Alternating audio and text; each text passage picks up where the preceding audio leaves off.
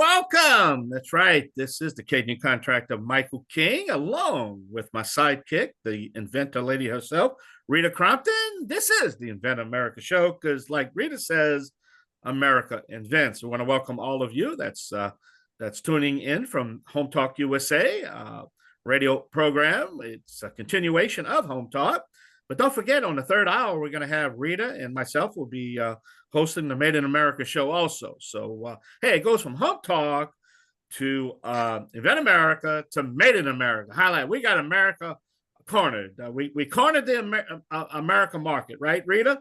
Absolutely. Everything from the do-it-yourself in the first hour to inventing it in the next hour and making it right here at home in the third hour. And I think it's just a wonderful flow of everything we've got. Along with inspiration. uh, but Rita, let me ask you this now. What is I love talking to you right now because each week you come up with a different topic, so what's on your mind this week? What is the topic of conversation for all the inventors out there right now? Well, as I go through the week, because there's a new show always coming up, and I'm talking to these inventors who call me and say, okay, tell me about this. And what inspires me then for my next topic is a conversation that I had with somebody out there who called me. And one of the things that kind of peaked this week was how people need help at different times. And everybody brings a skill set with them, whether they're inventing something because they were, on a golf course, or inventing something because it was in their workplace, and, or floating across the ocean like they did back in the 14 and 1500s. If you couldn't fix the boat, it sank. And so people get to a point where, their inspiration needs a little help. Most of the time, the first help they need is, a patent attorney, but different strokes for different folks. And they say, okay, help me now. Help me now. And for a lot of them, it's going to be the prototype. Some it's going to be, marketing. And so that's what always gets me going is, when they say, help me now.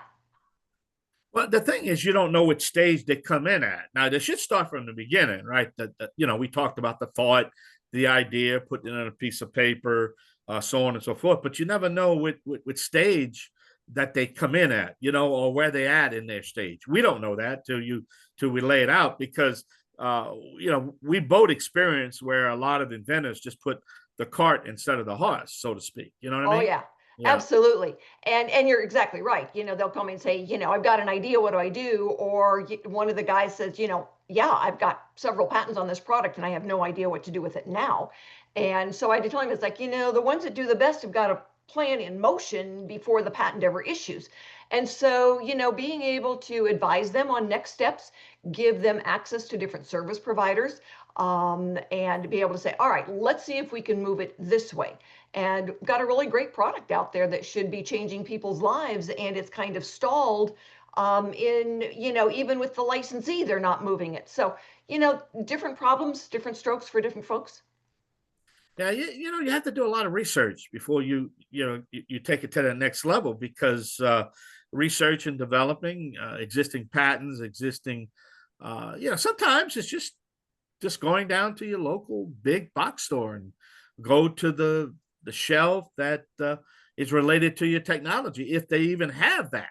But it's good just to start and walk the aisles and see, because we talked about the story, but it's not necessarily trying to invent something that's new, which is great, but you can also have something that's already there and improve it. How many times Absolutely. you see that? Oh, Lordy. Yeah.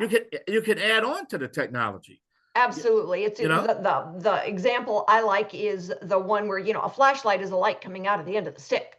There are, 20 or 30 of them on a store shelf with different sizes and different things that are still patent pending.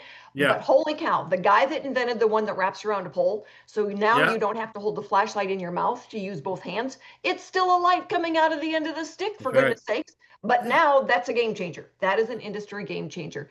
And, we see a lot of those where it's not brand new. Yeah. It's an improvement. And honestly, it is easier to get something that is an improvement on a store shelf or, selling in the marketplace because people already understand the problem. When you have to pay to teach a person that you solved a problem they didn't know they had, Yeah. you got to spend a lot of money on marketing. Yeah. Because Well, in the beginning, people did not know that an apple was something you play with instead of something that you eat. Apple paid a lot of money to teach you it's something you play with. yeah. And, but we talked about this in the past, the most common story that I hear, and I know you hear, is when we ask, developers and entrepreneurs and people that vet these products, tell them the story, how it was developed or what gave you the idea. And I want to say 75% of the stories, I just went down to the box store, store, and I was looking for this type of whatever, and I realized it don't exist. They don't even know what that is. Well, I need this to do this, and man, really, we hear this story all the time. Oh yeah. I knew an inventor in Denver. He was an elderly gentleman, but he had been inventing for years, retired engineer, and he and his son would go down to the Ace Hardware and they would stand around and watch the tools that got thrown into the wastebasket. And Yep. they would take it home with them and then just design something new that worked better and didn't have the breakage. And so Yep. that was their inspiration, was looking and seeing what was being tossed out and what people were complaining about. Well, as technology really gets bad, no, I want to back that up. Not the technology getting bad. The materials for the technologies are really where it used to be something maybe made out of metal, it's made out of plastic, or cheapen the material, the invention itself by cheapening the quality of its of assembling it. That's a common failure that I see all the time. Plastic, or it's Oh, just not the technology, it's the materials themselves. yeah, things Yeah. used to be designed to last for decades, and now they're designed to fail Yeah. within a certain amount of time. And I see that a lot as well. So, as we're looking at then, improving on Yeah. manufacturing, I know that one of the gentlemen that brought everything back to the States, it was because the failure rate was so high. Yeah. And he needed to be able to, have a higher success rate on the product that he was selling. And so he brought everything back to America so he could stand there and watch it being made. Well, Rita, we got a great show planned, jam packed with all sorts of stories. I can't wait, but we just hope everybody stays with us, because they're gonna, we're really gonna educate them. We're gonna guide them. We're gonna advise them on their next home improvement project, all the new technologies, and sometimes this technology is not even available yet. There again, we don't know the stage that it's in, but that's what I love about the show. And but we have some great new sponsors, some great new affiliates coming in right now, and I know you're going to have Pavel's Mark and Kevin's all waiting in the green room, I call it, and but we're going to have a great time. So don't go nowhere. Right here, we're going to take a short break.